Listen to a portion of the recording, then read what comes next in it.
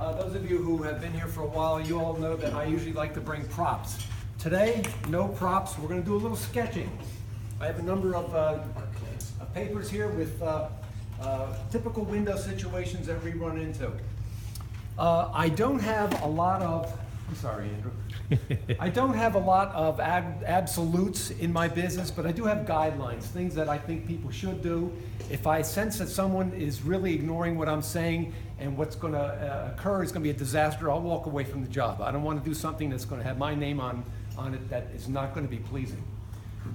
Here we have a typical rectangular window. If we're doing, say, like a valance panels,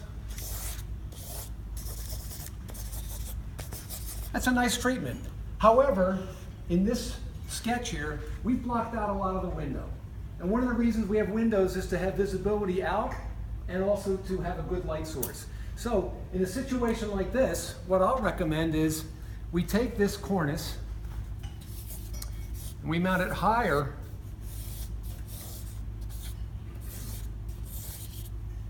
and I'm not sketching so great here, but we'll take our panels and we'll move them off the window.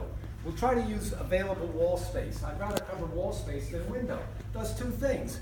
It gives the customer a better and larger light source, and it also gives the illusion of a taller window, which in a lot of situations is to the homeowner's advantage. Okay, here's something we see a lot. Multiple windows with significant space between them. I've seen space as little as 6 inches. I've seen 20 inches between windows. Rather than have a very choppy look, we need to unify this. And we'll do that with a top treatment and panels, again,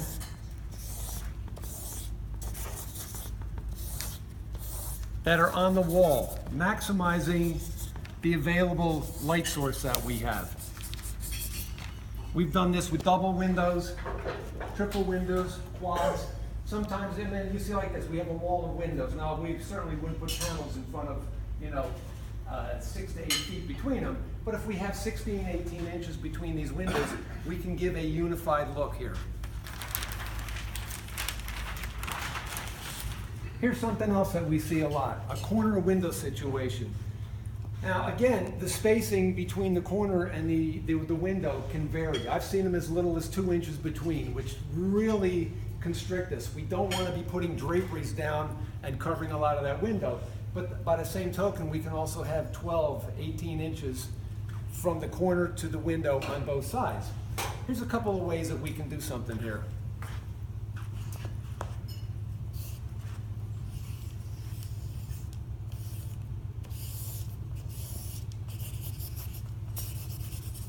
We can do an asymmetrical treatment. Here we have a cornice with a scallop profile, but you notice it's deeper on the outside, shorter on the inside. What we would do is we would just do a mirror image over on the other side. And if we have significant space here, we can put draperies down so that each window is symmetrical, even with the angled profile there. And again, it just mirrors on the other side. Here's a softer type of treatment we can do. This is known as a box pleat balance. This works really good with patterns. Say we have a contrasting green with this red here. We can take that same image and put it in the same location. You notice I also gave it a little bit of an angle profile here. We don't have to go straight across. We go straight across for 3/4 of it, and then we angle down. And then, of course,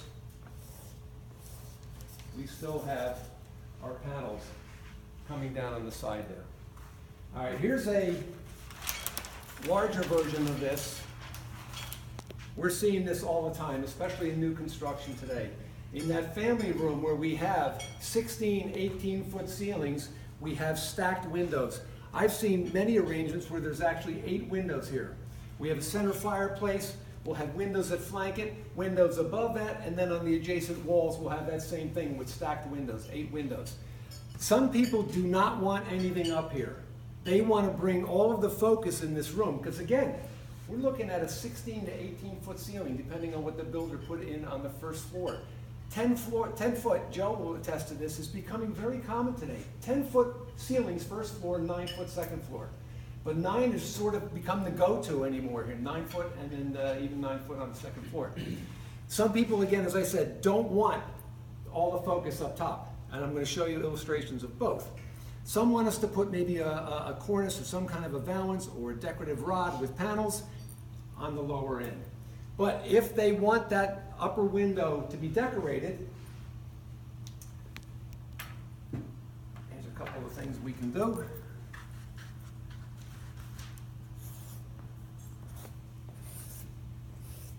You can do like a swag type of treatment, longer on the outside, shorter on the inside, which really emphasizes the architecture in the room. One of my guidelines is let's not obscure the architecture in the room. So if the customer's comfortable with very tall window treatments, this is what we'll do. However, there can be a little downside to this. If someone has this 8 window arrangement, we're getting into a lot of vertical motion here. We can mitigate that a little bit. Let me get my trio of greens here.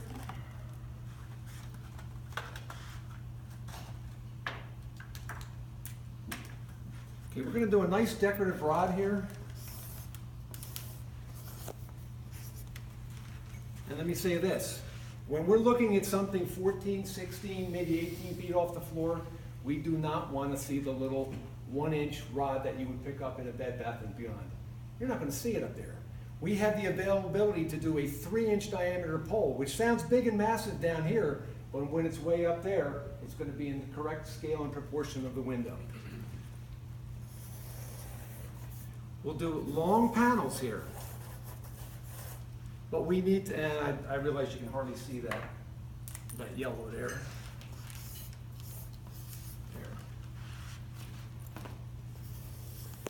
We can counter this long vertical orientation here by doing 3 fabrics. We're going to pretend that's real soft green. We do a medium shade on the center third,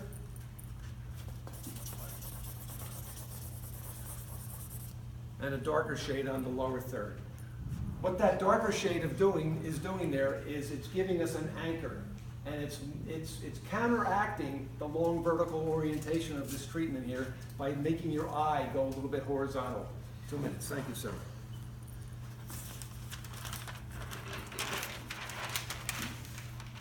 We're going to take a look at something else that most of you have seen, and that's palladium windows. Again, the objective is to not obscure the architecture of the window. I'm going to show you 2 different designs that we've done. What we do is we put a series of rosettes. This is going to be an asymmetrical treatment, starting at the center and working towards the outside. Then we take fabric,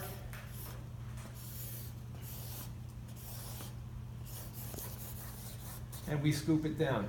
This is a typical arrangement you're going to see with either the fireplace or with a big screen TV, and we'll do a mirror image on the other side there.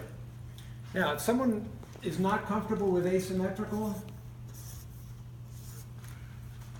we'll take 3 rosettes, 1 in the center, 2 right there at typically the corner block, and we will drape fabric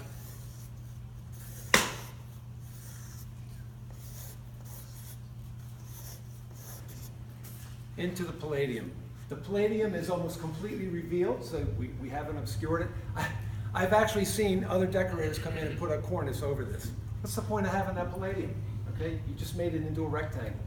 But if you do something like this, especially if it's in a lightweight or sheer fabric, it's just a beautiful treatment. I guess that's about my time. Okay, 30 seconds. Well, I'll just reiterate what I said during my 30-second commercial. There's lots of categories that we serve, and while we do primarily residential work, as I mentioned, there's the new construction, there's someone buying an existing home, there's someone who's been in that house for a long time and it needs some serious updating, color-wise or style-wise, but we also do commercial work. We've done restaurants. We do storefronts, especially any kind of a commercial location where there's a lot of glass, especially if it's facing the south or southwest. We just did a Pet Value down in Egg Harbor City. They had a tremendous frontage of glass there, and I got a call later that day saying the building was already cooler because of the solar shades we put up. So we really cover any type of a window. Thanks for your attention.